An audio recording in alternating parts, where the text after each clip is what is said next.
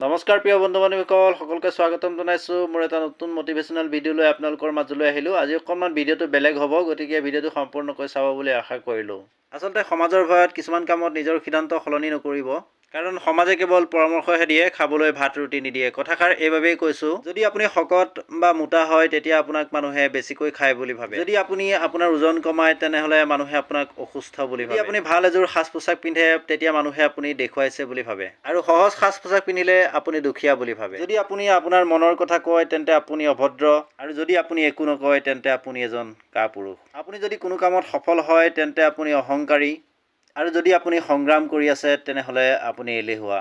জীৱনত যিয়েই নকৰক কিয় সদায় আপোনাক বিফলতা নোহোৱাকৈ সমালোচনা কৰিব। গতিকে যিটোৱে আপোনাক সুখী কৰে, যিটোৱে আপোনাক পূৰ্ণতা প্ৰদান কৰে তাকেই কৰক, আৰু এদিন আপোনাৰ সপোনৰ জীৱনটো গঢ়ি তোলক। 2023-24 বৰ্ষৰ বিশ্বৰ 80% কোটিপতিৰ হাতত কোনো ডিগ্ৰী নাই। বাদ দি নিজৰ কৰ্মত মনোনিৱেশ কৰক আৰু আগুৱাই যাওক। ইয়াৰ কামনাৰে আজিৰ ভিডিঅ'টোত ইমানেই আছিল। যদি ভিডিঅ'টো ভাল লাগিলে তেতিয়াহ'লে নিশ্চয় এটা লাইক কৰাৰ লগতে সামান্য এটা কমেণ্ট কৰি যাবলৈ নাপাহৰিব। সকলোকে ধন্যবাদ জনালোঁ।